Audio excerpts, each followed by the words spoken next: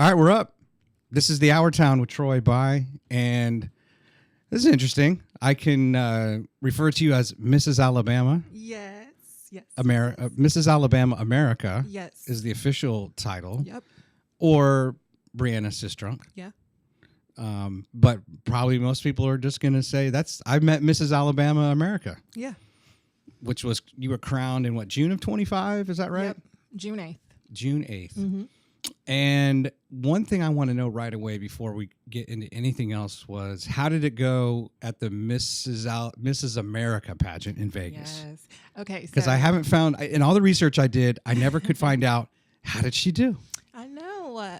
So competed at Mrs. America in August. Honestly, I had the time of my life. I had the time of my life. I have never competed in a pageant where like literally every single woman was just so kind and genuine. Uh-huh. Like that was weird, especially with it being so many of us. It was like meeting 49 other me's. No, I'm just kidding. And you're kind of wondering like, they can't be. I was like, this cannot be for real. Yeah. Like this is crazy, but it was a great experience. I had the time of my life. Now, how they do that, they pick a top 15 after prelims, and then those people advance. I did not make top 15, so. And where was it held? It was held in Vegas. Which hotel or? Westgate. Westgate. I don't know. Westgate Casino and Hotel. It's Las Vegas, Nevada. And that was my first time there, and I've been really? to Vegas Okay. multiple times, and I've competed before in another pageant system in Vegas, but that was my first time. So.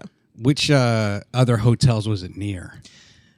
Ooh. Was it more like on the north side of the Strip? Was it down near like the Venetian or? I honestly don't remember because we never left. Okay. Like once they had us there, we were there. I mean, I made a Target run one time with my husband's cousin who happens to live in Vegas. Right. But other than that, we were there the entire time. Gotcha. So I don't even remember. So you didn't really get to get out and tour or anything? No. Which, Okay. I mean, that's okay. Because then I was able to keep my mind really focused on what I was doing. I honestly feel like I performed the best I ever have in a pageant, but they were looking for something specific, and that's okay. Who ended up winning? Georgia. Paige, she's from Georgia. Still keep in touch with her. She's a great girl. She actually just got first runner-up at Mrs. World. Really? Yeah. Cute, blonde. Ugh, love her. She's cute. You know, I wonder, like you were talking about the focus. This happens a lot, or it used to happen because my sister was on the drill team at her college. Okay. And then when they went to a bowl game, and it was like in San Diego, some of the guys on the team would stay out a little too late, and they'd basically lay an egg at the game and just get blown out. And so it's hard for a coach to like set a curfew when your team's in Vegas or like San Diego, depending on where you're from, and they're partying, right? And it's like, well, you're here to win a game and represent your school, right? And they don't do well, right? So I wonder, I guess you were focused, but did you also? What did you take away from that experience? Like, okay, if I get a chance to do this next time, will you do something different? Will you maybe enjoy yourself more, and you put too much pressure on yourself, or? I'd probably, that's it. I'd probably enjoy myself a little more. I mean, I feel like I was so, in my mind, prepared is what I thought. I mean, you can always be more prepared. Let's be honest. And now I feel like if I went back again, I would know what I'm getting into exactly. Like I wouldn't have to wonder. It's not my first time. I'm not like, oh, okay, trying to keep up. Yeah. I would know. So there's that. But yeah, I probably enjoy myself a little bit more because I was very competition mindset. And I did make friends. I have friends that I talk to even now. Like yesterday I was talking to West Virginia. That's my friend Lacey. And she made top 3. Like she's someone that is amazing that I got close with. And Arizona, her and I got close. So, I mean, I made friendships, but I was most definitely focused on the competition more than anything. All right. So let's pause there. Okay. And I'm going to do a quick overview because I think really where I really want to start is May of 2015. Okay. And you know what that means. Yes. But I'm not the kind of host that's just going to say, hey, tell us your story. Right. I want to give a kind of a high level of what's happened in the last 10 plus years. Okay. And then we'll go back and fill in the blanks. But essentially what happens is you're 19 weeks along in 2 days, I believe, with your first pregnancy. Yes. And it's in the month of May, which is also your birthday month. And you end up you have some complications, and you end up basically having to deliver your baby. Yes. And I can't remember if they call that pregnancy loss or miscarriage. That's kind of a distinction. But if you can you educate our audience on what is a proper way to denote a baby that doesn't make it at 19 weeks? So it's tricky for 19 weeks because 20 weeks or more is classified as a stillbirth. 20 weeks and below is miscarriage.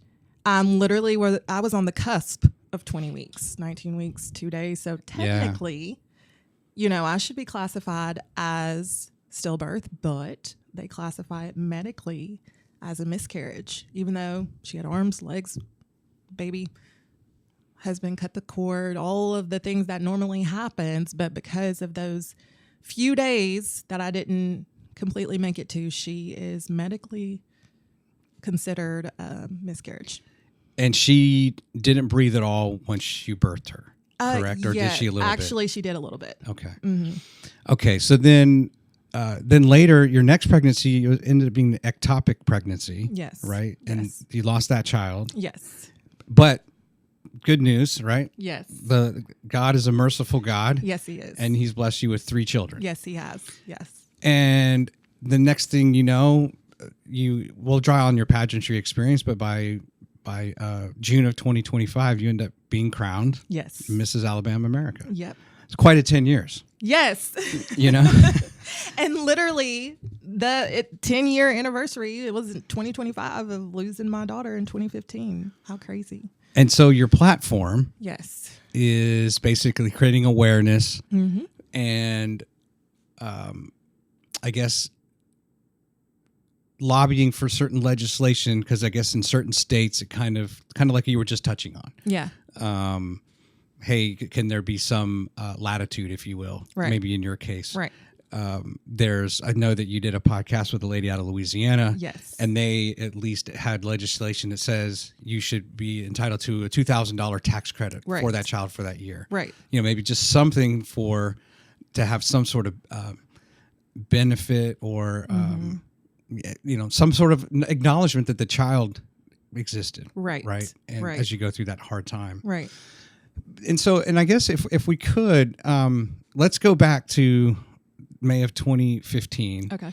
Because I look at it, and then kind of also, and related to that is it's the creating awareness of, like, so for example, and we'll get into this a little bit later, but there's sometimes folks who don't have insurance. Right. They don't have prenatal care. Right. And so and then something happens that maybe could have been prevented if that woman had some sort of prenatal care. Right. Correct.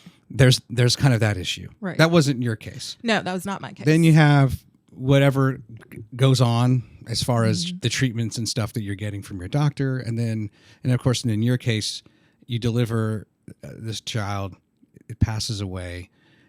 Then what? Right. There's the kind of then what. It's kind of where you're coming from. Yes. Right. And trying to create awareness too. Right. I would imagine, and kind of what I heard is first, it's what's available.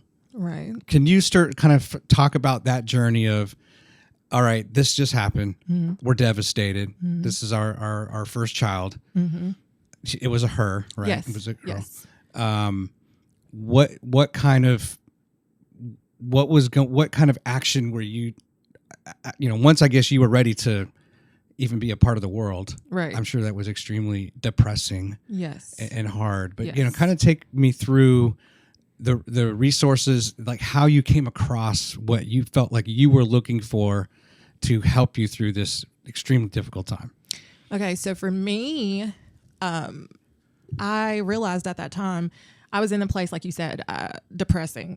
I mean, brokenness. And I remember specifically getting on Google to try to find resources that could help me through it, or anybody that could even relate. My mom had miscarriages, but never late term like I did. So she was acknowledged that she didn't have a full understanding of what I had been through, even though she was empathetic toward it. Mm-hmm. And so I am literally Googling, trying to find things in groups or whatever the case may be. And I noticed there was a lack of that. Now, I will say, if I fast forward really quickly, there are now established resources and groups, and I've worked with a couple of them now that are amazing. They're incredible, and thank God for those platforms. But at the time of my loss, I had the hardest time trying to find, anything. It wasn't as prominent as it is now. Why did it become so prominent? I think more and more women began to be outspoken about it. I know for me that was always, once I got, I'll say, on the other side of it, it became a passion, for me to help other women and to tell my story so that other women would know they weren't alone. And what I used to be able to be a resource to other women was YouTube. I started posting my story on YouTube and Instagram too, but it was mainly YouTube. Mm-hmm. I did a whole series on my YouTube channel about my loss, and the way that I did it, just if one person, that's in my position comes across this, I pray that I help them in some way. And then seeing how my Instagram inbox was flooded in my YouTube comments with women that had went through the exact same thing, that reached out to me and felt comfortable to tell me their story, my mind was blown. Mm-hmm. I knew it was a God thing. And I was like, okay, so this is going to reach somebody. And again, now there are a lot of groups, and I could recommend, even in our area specifically, but to know that I kind of in some way filled like a little gap of something I didn't have, but I was able to do it for somebody else. You can't tell me that's not God. Yeah. How many weeks went by before you kind of really felt like you had found something as far as what you were looking for, to just someone to hear your story, someone to vent to, other than your husband? Right. Honestly, family. I feel like it took me a good year before I felt ready to really talk about everything. A little bit before, a few months before maybe, I got pregnant with my firstborn daughter, London. I'd say if you rewinded time, it was a little before that. And that's when I truly, for myself, was like, God, I trust you. And then I was able to tell my story. Mm-hmm. That's when I got comfortable enough to kind of talk about things. But it took me, I'd say, a year. Yeah, about a year.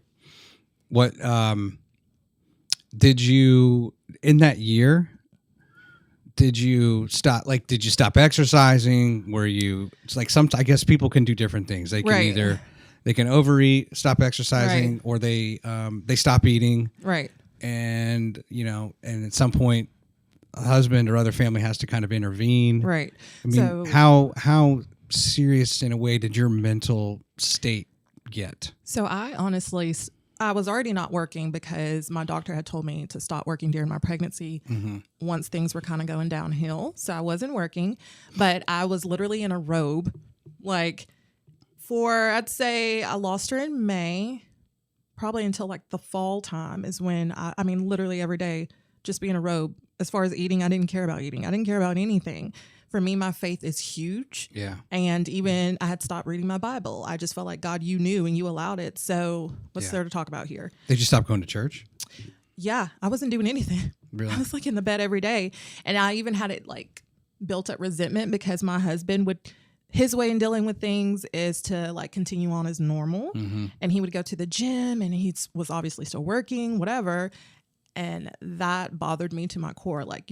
This was a traumatic event and you're continuing on nothing even happened, is how I felt, how I took it at the time. And the day that really pulled me out of that, because I was a good 4 months of me just not wanting to do anything. I mean, my mental health really plummeted during that time. Yeah. But I remember sitting there that one day, I will never forget it. And I just finally decided I was going to open my Bible again, because I'd put it to the side for a few months after that. And I opened up my Bible, and I don't believe in coincidences. I don't believe anything happens on accident. Mm-hmm. And it fell on the scripture, he lifted me out of the slimy mire and set my feet on solid ground. And to this day, that's one of my favorite scriptures. I just broke down and started bawling. It was just really knowing that God was present and that he was with me the entire time, even through my anger, my resentment, my bitterness, and feeling like he had left me. He was there. Yeah. And I remember from that day, in that moment, it was like an uphill climb. Like he was supernaturally lifting me out of that space of darkness that I was in, honestly. Who was your first call after that? So I'm gonna imagine I don't know. Let's say it's a Wednesday and it's in the morning. And what? By the way, which book in the Bible is that scripture? Do you remember? Oh, it's Psalm. Is Psalms? it not Psalm? I think it is. So you come across this and you're like, whoa, like, you have to make a call or something to someone to say, okay, I'm back. No, I did not. I'm like a personal, private type of person. I don't know. Like even when people would be like, how are you doing, Bree? Everybody calls me Bree. How are you doing? Yeah. I would be like, I'm good. Or I would never fully tell anybody how I actually was. I mean, the closest person that I told was, other than my husband, my mom, because she did have an understanding to a degree. But even with her, I never fully opened up of how I was really doing, how I was really feeling. I'm just that way in general. So despite her efforts to probably like, come on, Bree, open up. Yeah, she would send me scriptures. She would send me prayers, all types of things. And other people would as well.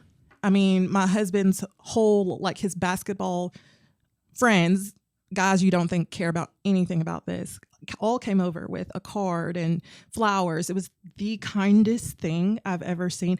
And I had so many friends do that for me, and I don't want to take away from that, but to see men like rally around us, that was crazy to me. But did you and your husband, what's his name? John. I won't call him yet. John. Did you and John, at some point, you're assuming he doesn't care because did he turn around and say, but that's how I was coping? Like I had to get vent, and I had to, I have to go and work out and play basketball just to stay sane and try to help you. Yeah, we had conversations about it. He told me up front. Now, in the place that I'm in, it's different. I don't know. I have an understanding of that, but I have an understanding of grief now in a different way than I ever had before. Don't get me wrong. I mean, my dad had passed in 2010. John's dad in 2011. I've experienced grief. My grandparents, all of that, but this was different. It was my child. Yeah. So I just felt differently about it. Now I do have an understanding of how he works because of that situation. And so I can navigate things better, but going through it at the time, I didn't care what his reason was. Yeah. Let me ask you. So it's one thing for the men to come over to show sympathy. Right. And this isn't necessarily a question that says, tell me the first time, but do you, in your life, let's first talk about sympathy. Do you recall the most impactful time that you felt the most overwhelming feelings of sympathy for someone? And do you recall that time? I don't recall a specific time because I feel like I've always been someone that is very empathetic and sympathetic toward people in general. I feel like I have such a heart for people. I'm the person that you can tell me I had a bad day and I will go out and get flowers. Like I would even run myself ragged to be there for other people. So I feel like I'm just naturally that person in my life. Okay. Even as a little girl. So similar, I guess, empathy. So it sounds like maybe empathy would fall in the same category, but then have you had an opportunity since May of 2015 to then be the sounding board for another woman that went through it? Oh, yeah. And now you know exactly because you were showing empathy towards her. Can you talk about that? Yeah. I mean, so after that, I had that experience. I had a close friend of mine who went through miscarriage, and I was able to be someone that she leaned on. That's actually happened to me a good few times now, where it's been a friend of mine and they've been able to come to me, and I've had friends of friends come to me. And then I even had people that had reached out to me via YouTube and Instagram that I didn't just send them off with like, I know what you've been through. I hope you get well soon. No. I specifically made sure like I sent prayers, checking in on them. Like I was very, intentional. Yeah. Intentional about what I said because I remember how I felt. And I didn't want anybody else to ever feel that way. So, of course, the people that were close to me, I made sure to be there for them, uplift them in the best way I knew how. you don't ever want to take a situation that somebody else is going through and make it about yourself. So Yeah. I knew they knew what I had been through. So I just wanted them to know I was there for them. Yeah. They could open up to me, whatever the case may be. If you don't mind me sharing, I remember the first time I was 19 years old. I was serving as a missionary for my church for 2 years in a Spanish-speaking mission.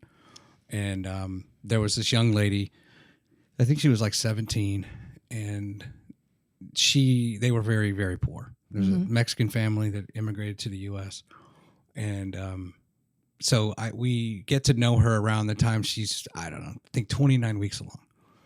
And everyone was having fun, and I had no idea whether or not she was going to the doctor or not. I didn't know. Right.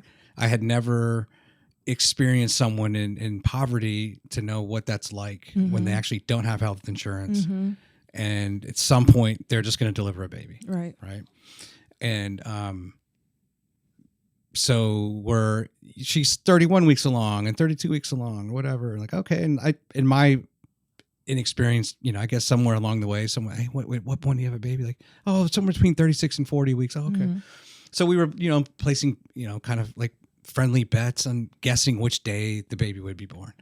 And then we kind of like lost contact with them for a little while. And then maybe like 3 or 4 weeks had gone by. And then I see her at like a job, and I'm thinking, wait a minute. It's like probably 40 plus weeks now. Right. And she hadn't had the baby. And so she didn't realize that she was going to have a stillborn. I don't know how long it had been dead, but she just didn't have insurance. Oh my God. And it was like, so their family called us when they had, the hospital had, and this is the next point I want to get to in a minute, but I'll tie this into your story. There's a cat meowing somewhere. Is she out there? So, the family calls us to say, hey, can you come to the hospital? She delivered the baby. And it didn't seem like they were in distress. So we figured, she had the baby. Right. Like very, very, I think at this point it was almost 42, if not 43 weeks. Oh my goodness. And so we show up, and it was kind of gross because they didn't even bother to like clean the baby. And she was holding this baby, and it was like, and they were all very, joyful in a way, trying to take a positive out of the situation. It was their child that now has passed, but it was just really confusing because you're like, I'm 19 years old. I've never experienced something like this. Right. And like what to say, right, what not to say. And then you kind of find out later, she never had insurance. She never went to the doctor. Wow. And then like, I just kind of thought like, couldn't the staff have just bathed the baby? Yeah. Because at this point, I think 10 hours had gone by before we got there. Right. And it was just like, it's like this image I can't get out of my mind. Now, so that for me was like, whoa, like I kind of needed that in a way, right, to have this life experience that young that would help me in my levels of sympathy, throughout my life. But the one thing I really liked about your story, you talked about how kind the hospital staff was. Can you now kind of talk through that? Yeah. And how very opposite of the story I just said, where it's like, there's this poor girl, she has no insurance. We're not even going to bother to right. Literally, when you were speaking, yeah, that's what I thought. It came to my mind. I was like, oh, wow, bless her heart, because I had a completely different experience. And the nurses at the hospital were incredible to me. They made sure, obviously, that I was not in the same... when babies are born, they play like a little lullaby or a sound. It's very sweet. But they made sure that I was in a room where I wouldn't be able to hear that. And that's standard protocol. But everything they did outside of that went above and beyond. Like they got my daughter, they wrapped her in a pink blanket. They took pictures of her, put a pink ribbon on her head, and I have those pictures to this day. Yeah. They did her handprints and footprints like they would have done had she been full term. I mean, they were amazing with me. They let her stay in my room as long as until there comes a time where they can no longer be in there. And they let her stay in there with me until that time. They wrapped her up like they do all the newborns in a blanket. So, and they did clean her and all of that. Like, yeah, everything that I was supposed to experience with a full-term baby, they did for me. And I'll never forget that. I'll never forget that staff. I just feel like even in that moment, looking back, that was a God thing. Like that was him strategically placing the right nurses at the right time for me because he knew I needed it. Which hospital were you at? Madison Hospital. Nice. Right over here. Yep. And I will always sing their praises. Incredible staff at Madison Hospital. They're actually who I went to. So my son, Rome, he's 3. And after I gave birth to him, I had a lot of complications with all of my pregnancies. Really? Yeah. And I ended up, when he was 3 weeks old, going into DKA, which is ketoacidosis. And I did not have a history of diabetes. I had gestational diabetes, but it would always go away as soon as I gave birth. I never had like any lingering complications. It was crazy. But with him, went into ketoacidosis, and who took care of me then as well. Yeah, it's crazy. I went and saw an endocrinologist, and she said, "You are the strangest case I've had in 30 years." And she said, "I almost want to write a case study about you because my body returned to normal. Really? All of my levels, everything. It's insane." You have Rome, London. Who's the other one? Milan. Wow. Yep. Have you been to all those cities? I've been to London. Okay. Working on Milan and Rome. My husband, I think he cheated. He went to Milan. He travels for work, so he gets to cheat a little bit. So is he the one who gets to name them based on the cities he's been to? Absolutely not. Okay. No. Well, how did you come across the names then for your kids? So he did. London was on our list. And at first I was like, I don't know. But then I had a dream. I'm big on dreams. And I had a dream her name was London. And I was like, okay, I feel like God wants me to call her London. Okay. And then with Milan and Rome, I had a similar story before I ever got pregnant with either one of them. Before I even knew I would have another baby, I was sitting there and both of their names like just randomly came to me. And I was like, oh my gosh, I love it. Yeah. So have you ever seen the movie Four Christmases, by the way? yes, I have. I love it when the brothers find out that she doesn't know his name is Orlando. That movie is so sad. It is sad, but it's just funny how they're like, your name's Orlando? It's like, yeah, we're named after the cities we were conceived in. Oh, yeah. And his name's Brad. He's like, well, I don't like the name Orlando. I want to go by Brad. Aren't we talking about the same movie? You may not. This is a comedy with Reese Witherspoon. Oh, okay. I know which one. I was thinking of, there's a Christmas movie with brothers. What is it called? Oh. No, it's sad. Oh, like we all get murdered and. Oh no! This is a funny one. Okay. Where there's all the divorce, so they have to go to 4 Christmases. Oh, okay. I know I love Reese Witherspoon, so I know. But I just think about, like, my joke to you would be, oh, all the kids were conceived in Milan, Rome, and London because you guys are world travelers. Well, when I was recently in London this summer, and my daughter in London got so mad at me. She was like, how dare you go to London without me? Did you get to go for Mrs. Alabama? No, I just went with my husband. It was our first trip. Nice. Together without the kids. We usually take them. I mean, they're little world travelers, hence their names. London's expensive to take. Yeah, but it was fun. I mean, we took them to Jamaica, so. Yeah. Yeah. I've been there 8 times, not to brag. Jamaica? To London. Oh, London. Lucky. What did you do when you were in London? My husband dragged me around to every place that if you're a tourist, you have to see. Buckingham Palace, Yep. St. Paul's Cathedral. Yep, all of it. Gosh, I'm trying. The Parliament, yeah. Yeah, all Ride of the that. bus. Yep. You got to go to Harrods. Yep. All of it. All of it, yeah. Mm-hmm. He goes frequently, so he knew exactly where to take me. Does he? Yeah. So by the end of my time there, I'm looking at my step count for every day. It's like 30,000 steps. I'm like, this is insane. That's what my wife, when I went to London with her, we ended up walking a ton that day. Mm-hmm. And I think I told her, because like there's nothing like getting out on foot and like just seeing things from the street. Yeah. You know, you can get on a bus and all that, but sometimes you pass something. Yep. Like we were walking down whatever street and just happened to look over, and it's the church where Virginia Dare was the first European born in in the U.S. Like over where it's in North Carolina, the Outer Banks. Okay. It's like, and it's the lost colony because that group of people, they all just got killed or like died of disease, and the British went to come and check on them, and they're gone. But Virginia Dare was the first European child, I guess, born there. And that church is where her parents got married. Oh, nice. That's a good point. And you're like, wow, because we're just randomly walking down the street. Yeah. And there's buildings everywhere, and there's just old stuff everywhere. Mm-hmm. And we just happen to pop into this church to check it out. Like, well, we would have never noticed that if we weren't on foot. Right. You know? Yeah, we stayed on foot a lot. So let's go back now. Let's talk about your pageantry history. Mm-hmm. you had said that you and your sister would watch pageants Yep. and cheerleading competitions. Yes. And she seemed to go the way of the cheerleader, and Yep. you went the way of the pageantry. Yep. Mm-hmm. And I guess sadly, they don't really have pageants on TV anymore like they used to. Nope. Or not they're like they hard to used find. Yep. They're hard. Everybody streams them now. It was must-see TV. Yeah. Yep. Back, I mean, I'm a lot older than you, but it was, I remember, they I would never always missed a pageant. Yeah.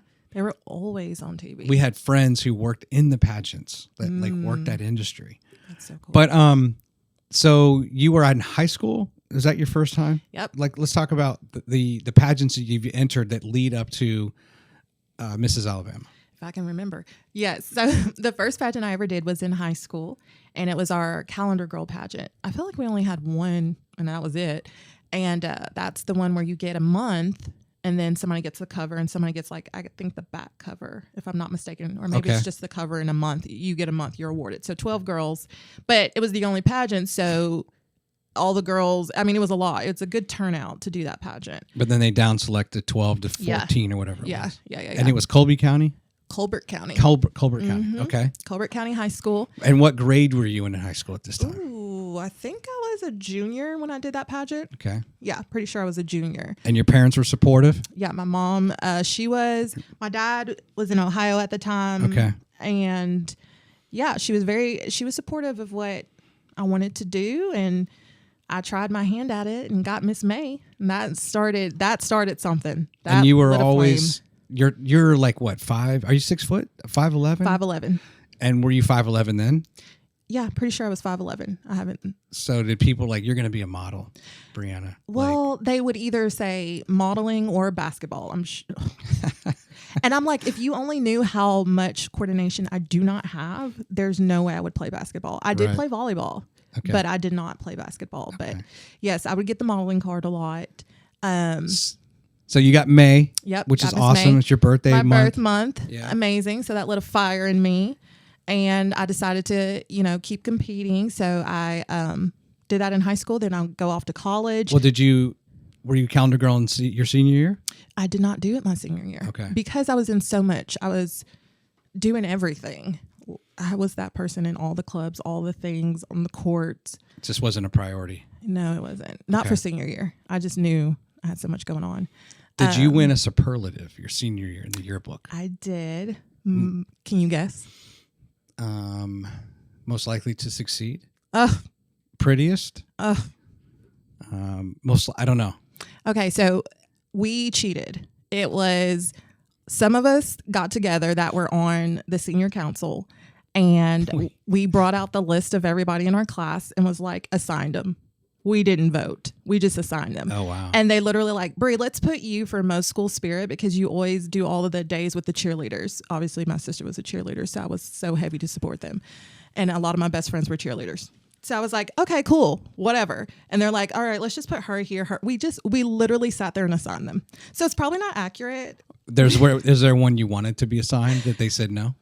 No, I didn't care. I was like, whatever. Our class, it was interesting. It's a very small class, like 70 of us. Okay. And I remember vividly, almost like my nationals experience for Mrs. America, everyone got along. Had we gotten along up until senior year? No.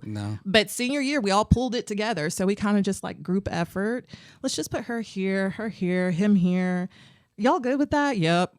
I have a t-shirt. I got a superlative my 8th grade year because where I went to school in Virginia, we had 7th and 8th grade was our intermediate. Then you went to high school. So basically our middle school. Okay. And I have a t-shirt that has my superlative on it. You want to guess which one I got? I really wanted best dressed. I worked really, really hard my 8th grade year because kids now wear like pajamas at school. Yeah. We actually dressed up. We would go to the Gap and Britches, and people were always like bringing out new. I was actually thinking about this guy today. There's a black guy named Mike McHenry, and he wore a different outfit every day. And I would look at him. I think his secret was he was at Ross or Marshall's or TJ Maxx like every day. And he was so well dressed. He sounds like my husband, John. Really? Yeah. He was known for his outfits. And to this day, he's pretty stylish. So I didn't win best dressed. I would say like most popular. Best all around. Oh, that's a pretty good one. Yeah, that's a good one. I'll have to show it to you. I have my yearbook. That's bragging rights. Good. Mine, good. I'm like, I wore a sweater. We used to wear like sweaters a lot. Ooh.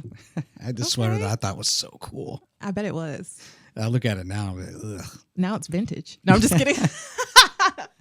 Sorry. Just kidding. Okay, so you get into college. Yeah. And I think it's called the Black and Gold pageant. Yes, Miss Black and Gold. It was one of the pageants that's ran by, so 2 pageants at our college run by fraternities. Great guys. And then the other one was, the biggest one was Miss UNA. Now, I went to University of North Alabama, and I did not do that one. That was intentional on my part because that one required a talent. And I knew I loved makeup. I loved fashion, but what am I going to do? Dress somebody on stage? Do their makeup on stage? Like, no. Talk. I actually ended up doing that. Give them a makeover. Yeah. So I was like, I don't want to do that. And I knew it was a prelim for Miss America, and I didn't want to do Miss America. I knew from a young age I wanted to do Miss USA. And Miss USA, they would always say is like, they'd say Miss America is the girl next door, and Miss USA is the girl you want to be.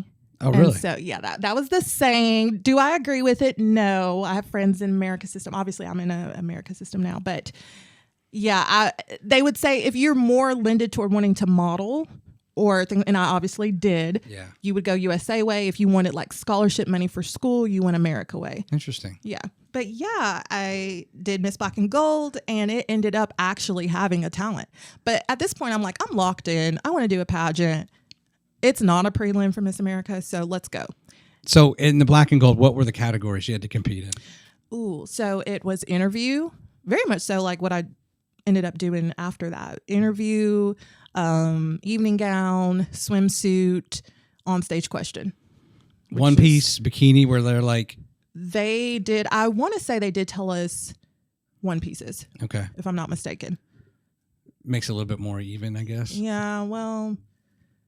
Kind of. Yeah. I think also too, when you're in college, like you're a little bit insecure.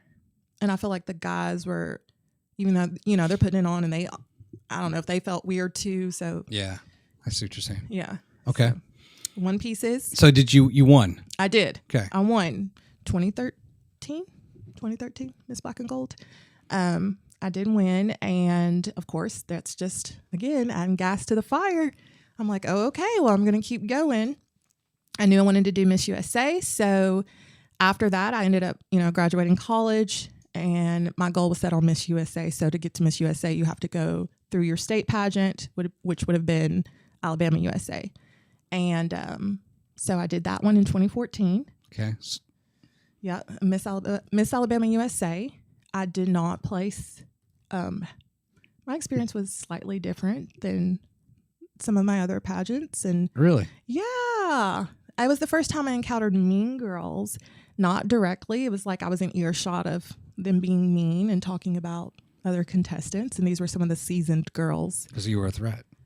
Well, they were talking about everybody. So yeah, I think they were just a little insecure. Where's it held? Down in Montgomery? Yeah. At the time when I was competing, it was. Now, I don't know if it is still.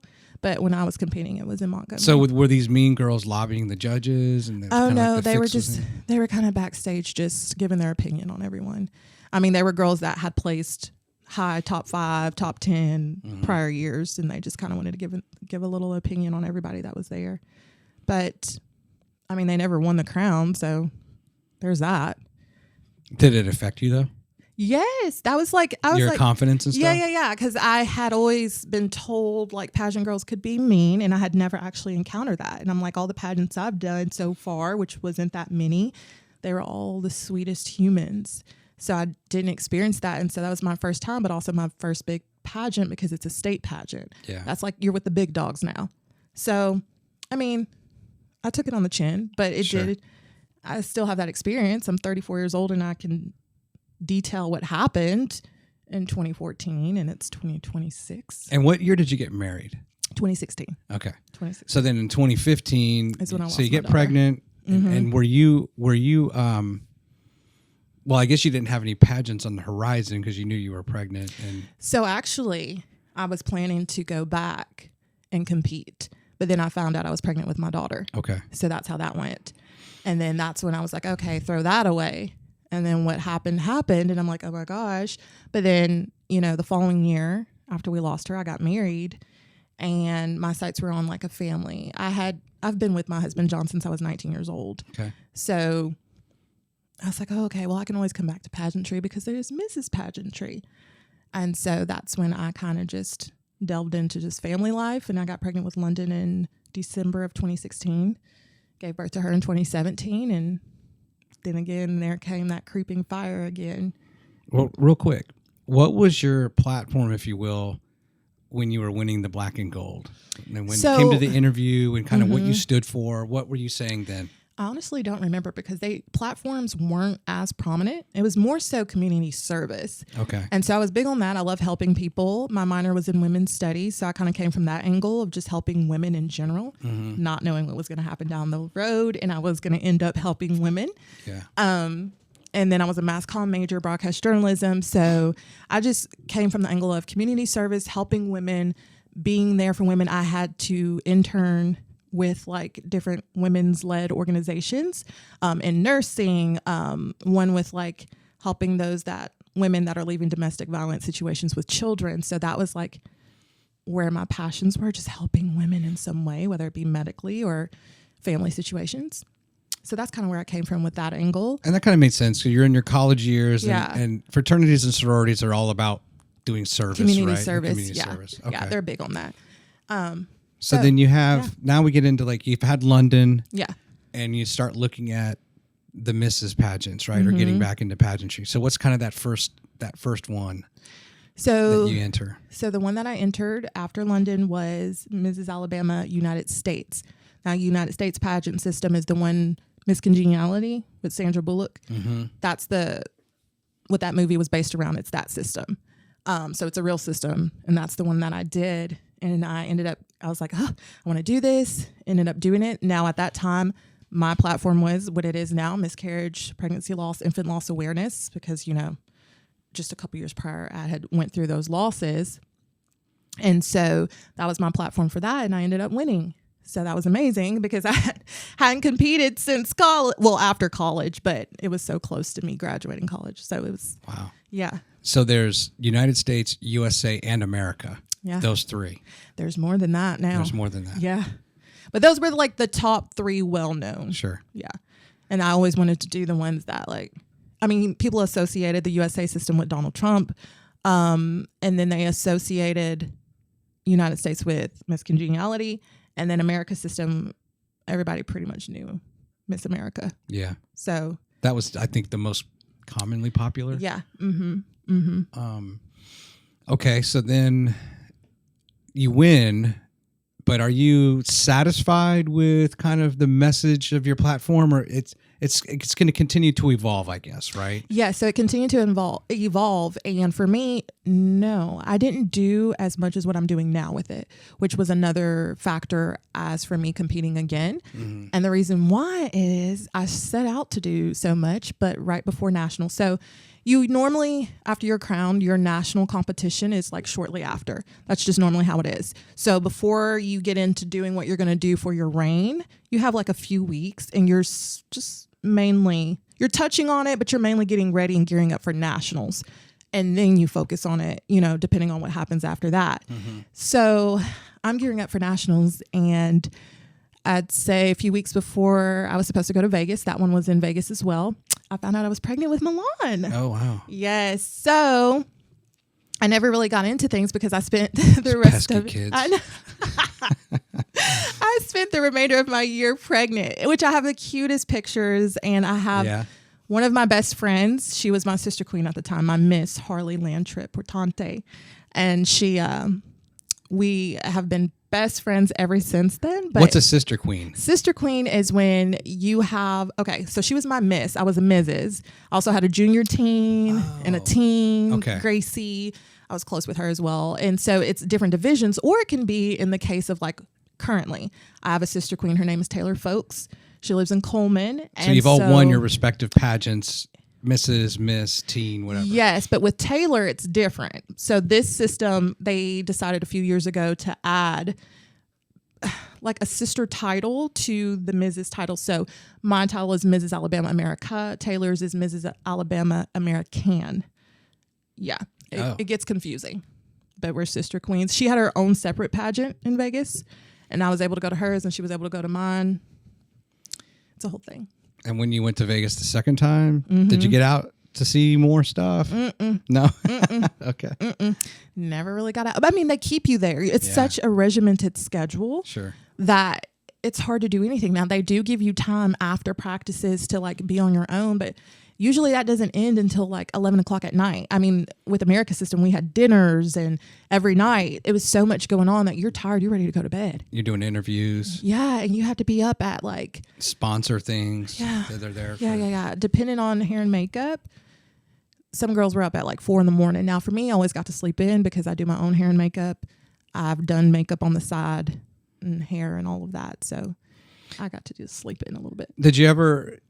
Was there ever a contestant that kind of had a disaster and you helped fix them? In the sense of like their makeup person quit, they got into a fight, it didn't look right, they weren't happy. You see the strife they're going through. Yeah. Well, there was recently at Nationals, my sister Queen Taylor, we kind of fixed her up just because her first day, something wasn't going right with her under eyes. So I helped her with that. But I mean, I think that was she was just creasing. You just add powder with that. There were a couple girls too at Nationals like, oh, what's going on with my face? And like, you're kind of just trying to fix them up. But yeah, it's nothing really too major because a lot of makeup artists are on hand and before they get on stage, they can get fixed up. I see. It's not a big deal. All right. So let's move into, I guess, how hard, as you've gotten older, do you find it harder and harder to prepare for a pageant? The older your kids get? It's kind of half and half. I would say yes, because now you do have children, whereas before it was just myself. So I didn't have to I could spend as many hours as I wanted working out. But now I have to kind of fit things around their activities, their schedule, my husband's schedule. That part is tricky. But I'm someone that likes to like write everything down and then put it on a calendar and then text my husband who always forgets. And then like, I'm kind of like that. But then in another sense, it's easier because I feel like I'm more confident in who I am. I know who I am. I know now what it takes on a physical side to get my body to where I want it to be. I mean, back in the day, I'm competing in college, and even after college, I was just like cardio. That's not even necessarily healthy. But now I'm like a weights girl. I love weightlifting and cardio still. It's good for your heart. Yeah. But weightlifting is what changed my body, and especially after having children. So it's like a different dynamic. And now knowing like that specific recipe and the maturity level, I feel like it makes it easier. I used to get super nervous, even though I love to talk to people. I'm this math comm degree, but I would get so nervous. And I felt like this past year I competed, I was just so fully locked in and like I knew who I am. And I was excited to talk to people. I don't know. It's just different being older, which makes it better in my opinion. What are the requirements to enter a Mrs. Pageant? Like, for example, you have to be married with a child, at least a child? Don't have to have children, just married. Married for at least 6 months or more. And of course, have that legal documentation of your marriage. You got some people protesting that says, I don't want to be married. I've got a partner and, like. Not really, because if they don't want to be married, they're able to compete in the Ms. divisions of pageants or Miss Pageants in general, MISS. So not really. But yeah, like just show that documentation of being legally married. You cannot, though, get divorced during your reign and keep the title. Okay. You have to actually stay married. Yeah. But yeah, you don't have to have children. Okay. Yeah. Do you feel, or do you find, how many contestants are there like you that have 3 or more kids? Oh, there was a good bit. Really? I mean, even Paige, that one Mrs. America, I think she has 4, if I'm not mistaken. And she's got teenagers. She's 43, 44. So. And I think you had said there was a contestant that was like 65 years old. Oh, yeah. That you competed against, right? At state, yes. So my state pageant, which is Mrs. Alabama, her name was Tabitha. She's the sweetest, kindest soul. And her body, incredible. She was into weightlifting, like bodybuilding weightlifting. And she was competitive. She competed as well. So she's like 65 and her body was banging, best body out of all of us, like whatever. Really? Yes. So she was a grandmother. She told us she would show us her grandkids and all of that. A grandmother. And she was the hottest grandmother I've ever seen. She got surgeries? No, she was like, she had shown me, she went on a journey, a weight loss journey. And she had shown me pictures of her and where she started. And then what got her into it is like she wanted to, I guess like the weightlifting bodybuilding is what shaped her body. Oh, yeah. Mama is, she's doing it. Gosh, my sister's like 56 and she looks so good for her age. Wow. But she's always been fit and always like just takes care of herself. Yeah. And like I just have to constantly tell her, like, Kelly, you're just like, more and more people don't really look their age if they take care of themselves. Yeah. Like I may not look like it, but I'm 50. No, you don't look like it. You don't look 50. And like I look in the mirror, I think I look like I'm 33 and I'm not. You do. But like I can't believe she's 56 years old. That's amazing. And she still teaches, like she works at Gold's Gym and she teaches classes and she's like, it's amazing. That's amazing. And there's a lot of celebrities who look fantastic, for their age. Yeah. But so then I guess I kind of was getting at the doesn't seem to be any sort of discrimination against people that like, oh, they got 3 or 4 kids. They're not going to be misses. We're looking for a certain type of misses. No, if anything, it's a plus. That's it. Yeah. I remember one of my best friends that competed in pageantry, when she went to her nationals, it was almost like a slight that she didn't have children. So she made it to top 5, but she told me like a judge came up to her after the competition was like, the only reason why you didn't go further was because they wanted someone that had kids. Oh, really? Yeah. And she did not have children at the time. She now she has 2 children, but yeah. So now do you have plans for another pageant? Like what's that? Like you have a 1-year reign. Right. So I give up my crown June 13th. Okay. That's the million dollar question. I don't know, because Mrs. America, honestly, I thought I was going to be done after that. But when I didn't make top 15, I was like, I feel like if I would have went and I would have competed and felt like, oh, I know where I messed up, or, oh, I could have done this better, I'm good with that, I would have been done. But feeling like I competed the best I've ever competed and not placing, I was like, I can't end like this. It's the weirdest thing. Like my sister queen is like, Brie, I'm done. Like I'm not doing this again, whatever. And she's happy about that. A lot of the girls that I'm still friends with that I competed with feel the same way. I don't feel that way. And I'm like, God, what are you doing? Because I had told him I'm going to be done after this. I'm hanging it up. If it's pageant world, it's coming from coaching or my girls. I have 2 girls. But no, I don't feel like I'm supposed to end like this. And I will say there was a good amount of people that came up to me after that pageant that was like, you should compete internationally, like Mrs. World. And I was like, that started something. I don't know. So let's say you decide to do that. And I don't know when. Let's say it's in September. Right. Do you have like what preparation? I understand like, staying in shape, being fit, and that's like you're doing that sounds like anyway. Yeah. How much time do you need to prepare for a pageant? How much of it is old hat in the sense like, okay, I've got my platform. Yeah. I've sharpened it because I've been speaking more about it. I have more fans reaching out. I've had more chances to tell my story on podcasts, etc. If you got your own channel, leaning on your mass communications and other stuff. You're in the gym.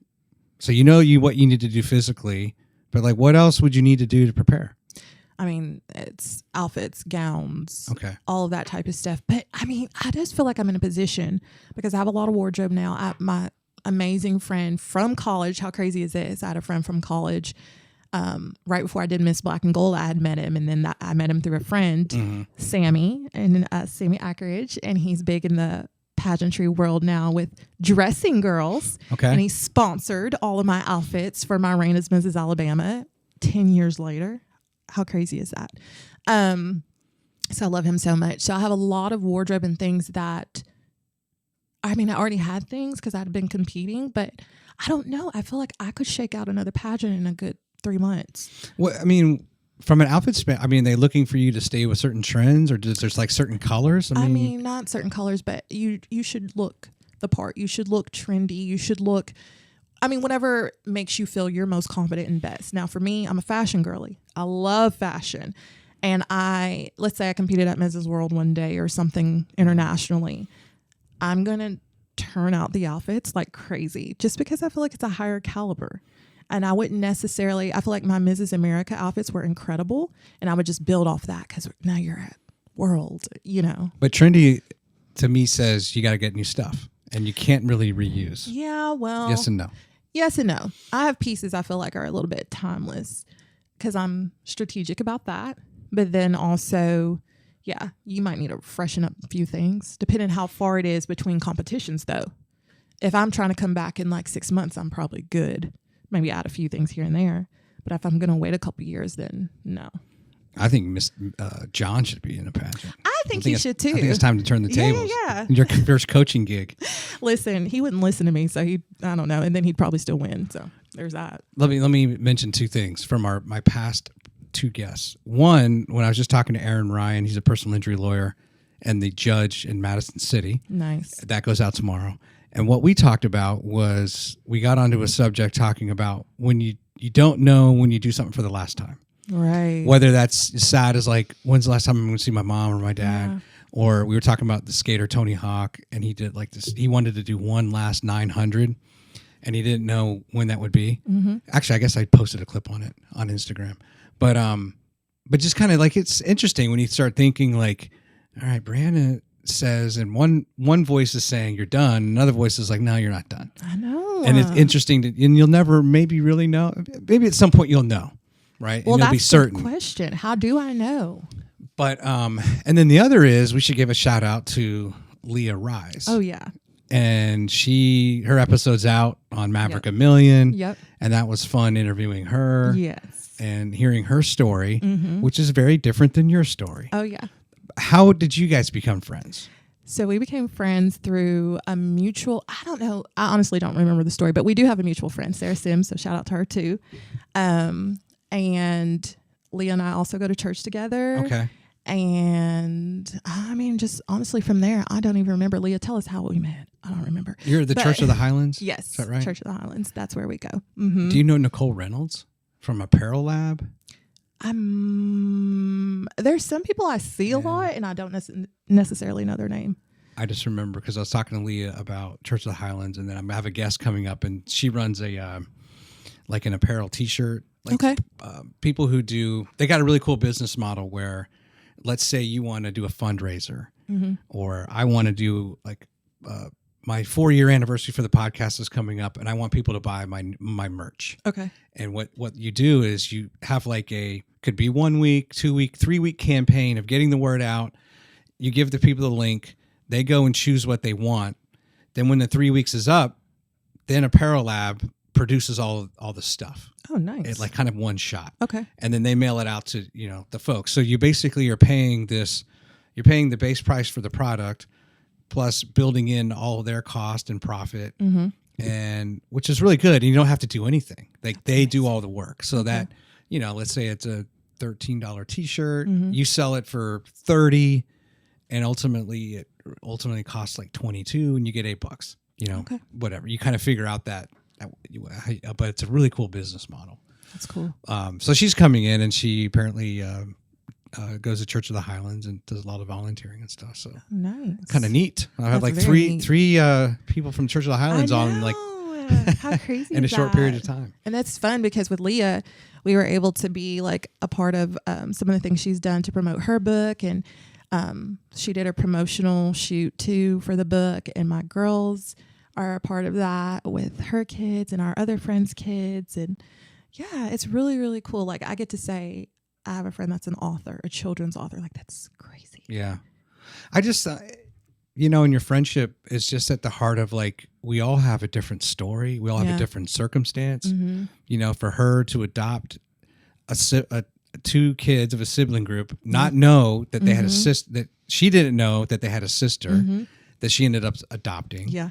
And then she did the embryo adoption, which is Tilly girl. Yeah, and I could just think in this world, there's the mean people out there that would say something negative about that. Oh, like, I can't believe she would do that. People have something to say about everything. I know, and just to be able to like cast that aside and just say Leah is a daughter of God, and you are, and we all are subject to our bodies and their imperfections and the things that can go wrong. And why don't we just help each other Right. when we find ourselves in a difficult situation? Right. You It know? sounds so simple, but yeah, so it's hard for people. Yeah, it's so hard for people. Even that Super Bowl last night. Oh my gosh. It's more about the halftime show. And it's like, you know, for me, like on this show, I don't really use the show to be political. Right. But the thing I'll say is I spent 2 years of my life and I probably met no shortage of 7,000 to 8,000 Hispanic people in my day-to-day interactions.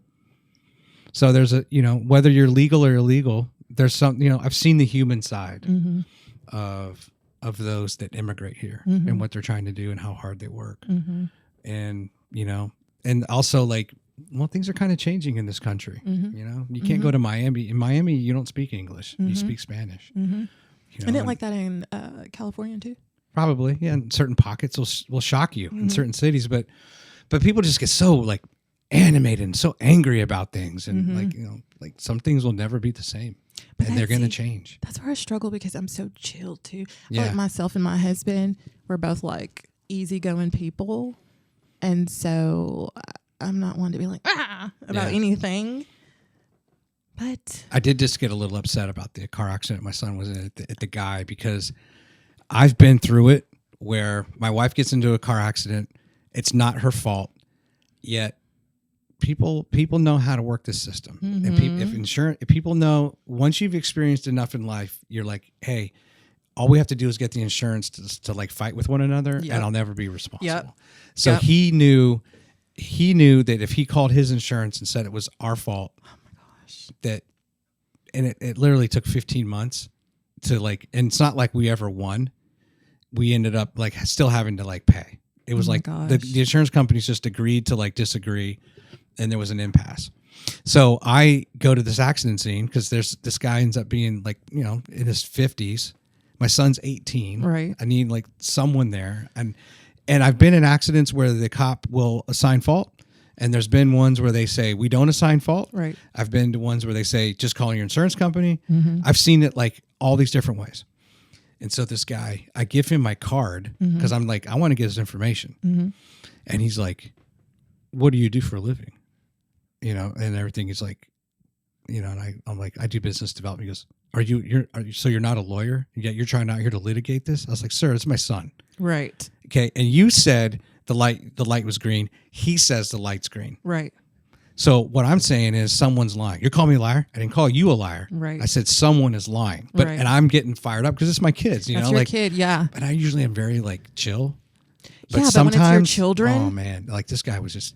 I was like, you know what's going to happen, sir? Like I know it's exactly what you're doing, and you want this to go on for 2 years, and then ultimately you weren't at fault because there's no traffic cameras. You know, there's no way it's your word against his word. Right. And he's 18. He's 18. Yeah. And he's like, well, I have a witness. Like who? Yeah, and so like, yeah, congratulations on being a, you know, a butthole. Sorry, going off on a tangent. No, that's when you're allowed to get fired up when it's your kid. Oh, I was hot. Yeah, there's only been a few times in life, and it's usually because of my kids. Yeah, I get pretty hot. And all the other times though, it's those situations where you have to give it to God and let Him fight what for does you. It matter? Ooh. We live at a time now. It doesn't matter. You're going to entrench yourself even more if I come at you hard on something that I don't agree with you. Right. Like, I'm not going to like change your mind like right. that. Get out of here. Don't have the time. Yeah. So what kind of child were you? Let's even before, outside of just the watching cheerleading and pageants with your sister. I mean, did you get in trouble? No. You're a good child? I was the good one. I was the middle child. I was super good, super rule follower, sweet one. Middle. So you had a sister and what else? A brother? All sisters. All sisters. Okay. Started out was just my older sister and my youngest sister, and then my mom added another one. That's actually the reason why I'm in Alabama, because she remarried a man that was from Alabama. Okay. So I'm originally from Ohio, and that's where all of other than my mom and sisters, that's where all of my family. That's where they currently reside. Which part? Lima, Ohio. That's where my dad lived. Like all the rest of our family is up there. But yeah, I was a rule follower. I was the good one, and I was shy. So it's crazy. I do pageants. So my daughter Milan is like me made over. She's just like me, but then she dances, she cheers, she does gymnastics, and she'll get on stage. So she's like, people think she's super shy, but she gets on stage and then she goes, she's a star. So that's crazy. Not saying that I'm a star at all, but I think London, I turned into a London. I started out as a Milan, which is like super shy, reserved. Took me a minute. And I can still be observant. I'm still one that'll watch before. I'm not one to speak unless I have something to say that's important. And that's a lot of Milan. But then I remember it was like high school when that switched over and I became my London. London is like outgoing, super social. Everybody loves her. She loves everybody type. And that's John, honestly. But I'm kind of a hybrid of my girls. Were you in any like talent shows as a kid? Absolutely not. Just mainly. I would put on talent shows with my sisters. But as far as like school ones, I don't really think we even had them. Did you sing at church or anything? I did. Okay. I sang at church. I was in the choir. Did you enjoy the performance aspect? Did you enjoy like being watched? And I didn't enjoy being watched, but I did enjoy it. So I enjoyed the gift, not the eyes on me. But I had to learn, especially with pageantry, to get over that. And you were tall? Yep. I've been tall my whole life. That was another thing I always stood out. And now it's my superpower. Like when I was younger growing up, I was kind of like insecure about it. And now I'm like, it's one of my favorite things. Like you're going to know when I step into the room. And then it's one thing to be tall and then you go into a room and you're like kind of still like, I don't want to stand out. I don't care. Own the room. Yeah. Like I want to own it and let you know I'm in here. Yeah. Yeah. Were you like fast? Like as a runner and stuff with longer legs and kind of like that, they're probably forcing you, hey, you need to play basketball and volleyball. Like, I don't want to. Yeah, they were forcing. Yeah. I do not like to run. So absolutely not. I shut that down. And then I shut down the basketball because I was never interested and I wasn't coordinated. And I just didn't like the idea of basketball outfits back then. No, yeah. It's a no for me. But volleyball, I did. My mom played and then that's what got me interested. And then I still enjoy it. Sometimes I play with my husband's work league. Well, I would say, I don't know if you're talking about like the length of shorts, but girls' volleyball shorts now are pretty short. Oh, they were when I was in school. They were, okay. And that's what you're saying. Like, yeah I'm not wearing that. Very more so. No. I wanted to wear that. Oh, you wanted to. Very feminine. Yeah. The basketball is what I didn't want to wear because it was too masculine for me. Too baggy. I'm a girly girl. I gotcha. Pink favorite color. My cup right here says Barbie. Now, what about like, what TV, like, I basically the question I'm going to get to is what really got you into makeup and fashion and like who were your idols in the sense of you're watching TV and movies and you're looking up to who? Well, with TV, when Mass Comm comes into play, that's Juliana Rancic. I used to love her so much, and I followed her career. I also followed, once I got to college, Wendy Williams. I really liked her. Oh, yeah. Okay. But that's like communication stuff. As far as makeup and hair, I used to watch when I was growing up as a little girl. It was a makeover show. How do I look? And TLC shows, they had all the makeover shows. And I love art. So I like to paint. I like to draw. Painting, I love. And you're good at it? Yeah, pretty good. I'd like to say so. And I think that's where that gift came from with makeup, painting. And now I like to paint faces. I remember like in 5th grade, I thought I guess the assignment was they were going to have an art competition in the class and who can draw like the most beautiful home. And I felt like I spent all this time and I must have done 20 drafts. I have my ruler out helping me and I have made this mansion with like a limo out front and I thought it was so good. And I bring it in and I realize, oh, I'm not very good at art. Like I looked at some of these ones of these kids and how did you do that? Like I just am not an artist. And I'm not musical. I love music, but I can't play an instrument. Yeah. You know, like I just don't have that brain. I can't play instrument. My sister can play piano. My husband can play piano. That's good for them. They also can both sing as well.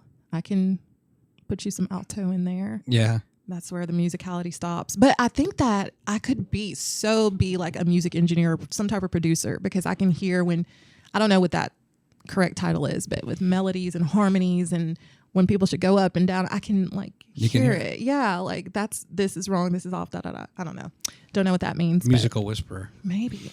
I don't know. Did you ever experience any sort of racism towards you in your pageantry or competition? Yeah, unfortunately. So the answer would have been not that I know of, probably, but not that I know of until this past year with Mrs. Alabama America. WAFF 48 News did an article on me, and they posted it to their Facebook. And one of the top comments was a guy saying, "Oh no, not another one of them." And my sister Queen was like, "Well, maybe he means like another pageant title holder." I was like, "No, girlfriend," because then there was another person that commented on it and made it quite clear what they were talking about.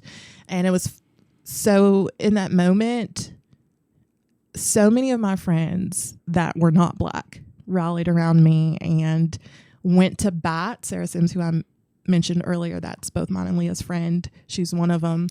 And they got the comment taken down. And that was one of the coolest things to see, like all my friends that had my back. But yeah, that was like, I experienced that. But that was, wow. But that's just last year. Yeah. In 2025. Yeah. But you never experienced anything in high school or? Yes. In high school I did. And it was more so microaggressions, I guess I would say. I would have so many friends that would say, my mom, my dad says that I can be friends with them, but I can't date them. I am a person and you're talking to me and I'm your friend. They meant black guys, but they were saying that and I'm like, first of all, why would you tell me this? But they were, then it went as far as a teacher, and I will never forget this. I was in FBLA, and that summer after I graduated, we got to go on a trip, and one of the teachers was like, she said the N-word, like saying like, "Oh my gosh," telling a story, and she's like, "Brie, I can say it around you. You're not like them." I was like, oh, wow. Whoa. And I mean, before that point, I was a senior when that happened, a senior in high school. There was other instances very similar. It was always like we can say that around you. You're not like them. That all of that is racist from beginning to end. Yeah. But yeah, it's just like even my husband was talking about that the other day. He's like, it's what you have to deal with. Our son, our 3-year-old, just started soccer.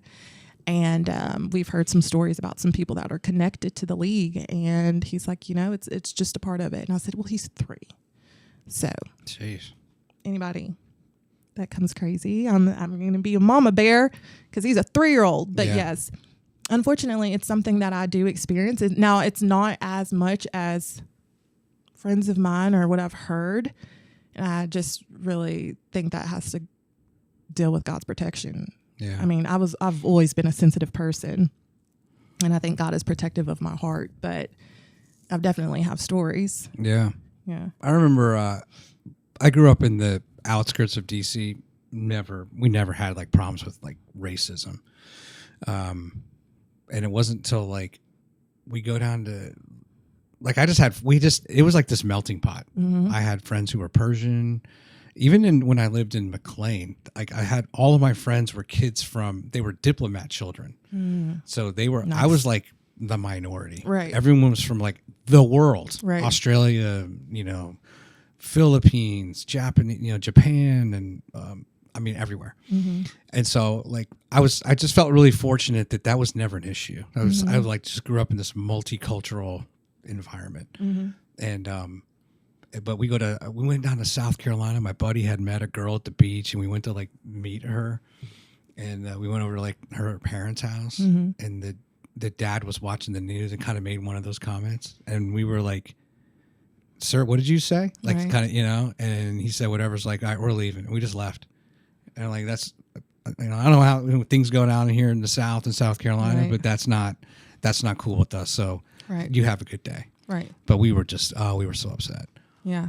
But it's interesting you say that because I'm, again, originally from Ohio, and I came down here, I was like 10 years old, like a kid. But I vividly remember the differences in the two is in Ohio, nobody cares about what color you are or and it was one of the things I was prominently asked all the time, like, other than who's your folks or what are your people, they would put an emphasis on race and black and white, and like it's the only two races that exist. And it was just so heavy on race or how I spoke, because I would speak fast. They're like, "Oh, you speak fast, or you're not from here."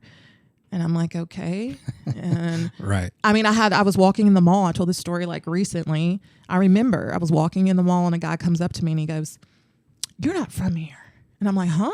He's like, "I can just tell." He's like, "The way you dress, you're not from here." And I'm like, I think he meant it as a compliment, but I'm just like, why do y'all care so much? Yeah. Nobody cares. I would have friends all the time say, "You have the perfect color skin, the perfect tan. It's not too dark." And it's not, and I mean, they meant they wanted to be tanner. It was my white friends, but it would still like, huh? What are you saying about those that are darker? For me, like now, my husband is darker. He's a darker skinned man. My children are lighter. Like everybody comes in different shades. I'm not understanding the emphasis on this. Why is this so heavy here? Yeah. Yeah, I don't know. And it's definitely a Southern thing. Yeah. I've traveled to a lot of places and nobody cares anywhere else. Even state-wise. California, they don't care like that. Miami, they don't care like that. Ohio, where I'm from, it's a South thing. What is your ethnicity if you trace it back through your mom and dad? Interesting you asked that because for Mrs. World, so there was an opportunity where you could compete at Mrs. World this year if you had competed in America. So I played with the idea of it, and they wanted to know that your heritage. Then I also did a fashion show in Huntsville, and they wanted to. It was a cultural fashion show. They wanted to know your heritage. So I know that I already knew this information, but my mom's grandmother is Native American. So my great grandmother is full Native American. But that's as far as I really know. I mean, I know there's obviously white and African. I don't know what else, but I do know, and that's because we knew her, Yeah. full Native American. But other than that, I don't know. And that's something I've been asked now more than ever this year. Well, last year, 2025. Yeah, because like it would be ignorant to assume that everyone's African American. Like I learned that people from like Guyana can look like an African American, right?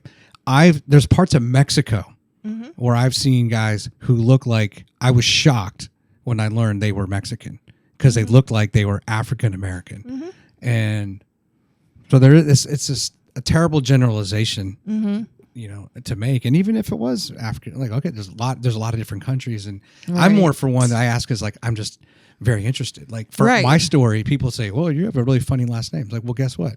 My grandfather's family immigrated from Norway.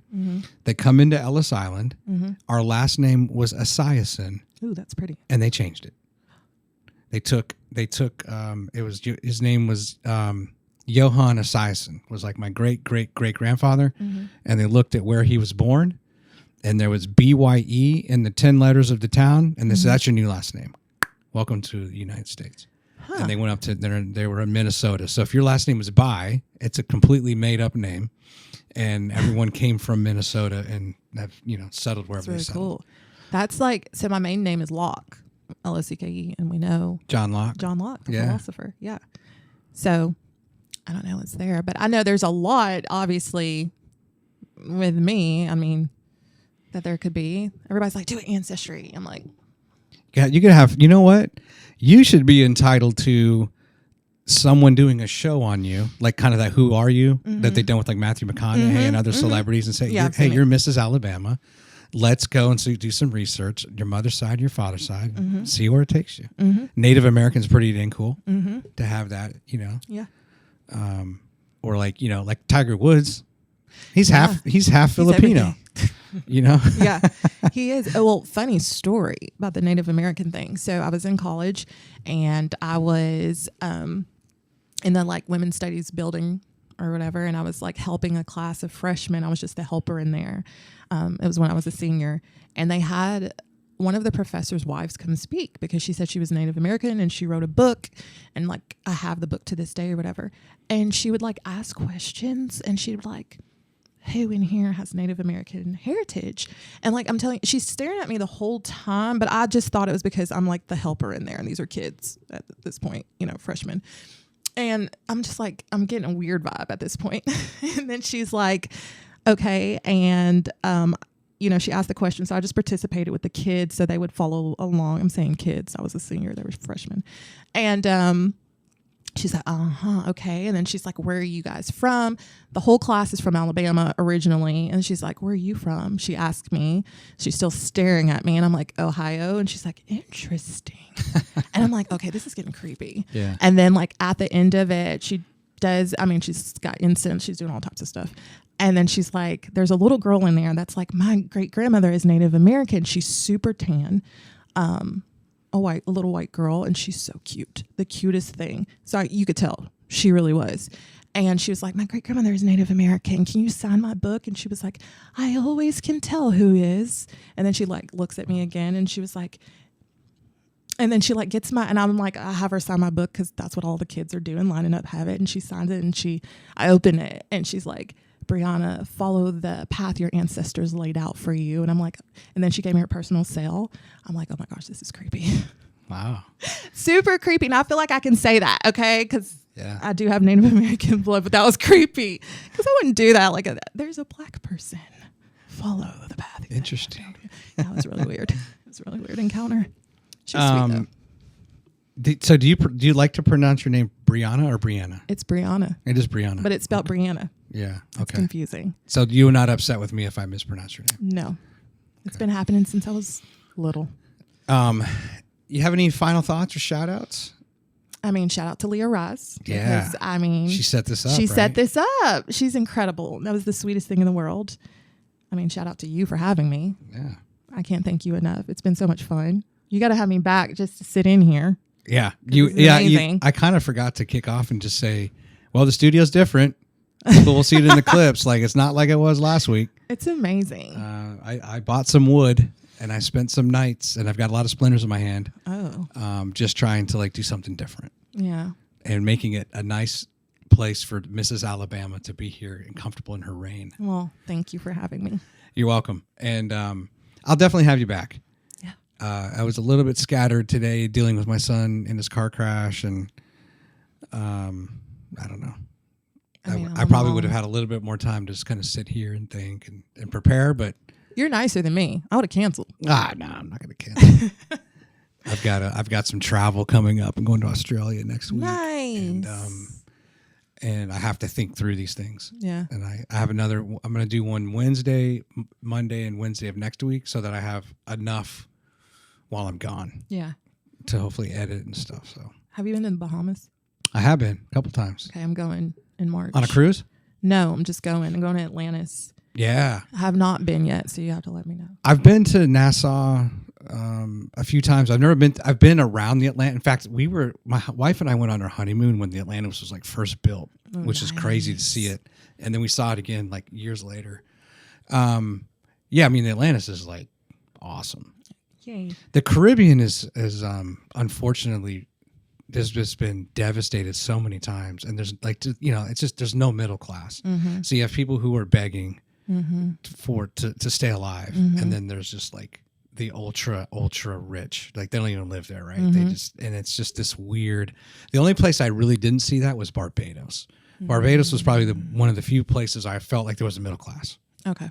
And people weren't. It's not like they're just tourists, and the impoverished people are trying to get every little dollar out of you, which is, you're trying to enjoy your vacation and you feel bad for them, but it's also like, can you just leave me alone? You know what I mean? Especially if hey, can we braid your hair? I don't have any hair to braid, but like, that's what happened in Jamaica. They're going to be all over you. I know. Yeah. We left out of Puerto Rico, like we were the first cruise ship after they had to rebuild from like one of the hurricanes. But I've been to St. Martin, Barbados. I don't think I've been to Jamaica yet. Went to their private island. The private islands are always like really overrated. They're kind of silly, I think, in my opinion. How long are you going to be at the Atlantis? So almost 2 weeks, like a week and a half. Is this for your Miss America thing? No, I'm just going for fun with my family. Nice. Yeah. The kids are going to love it. I know. You can like swim with the the stingrays or manatees and all that. You can do all types of stuff. The water slides. The water. My kids are spoiled. You'll see some celebrities. Will I? Yeah, there's a lot that live there.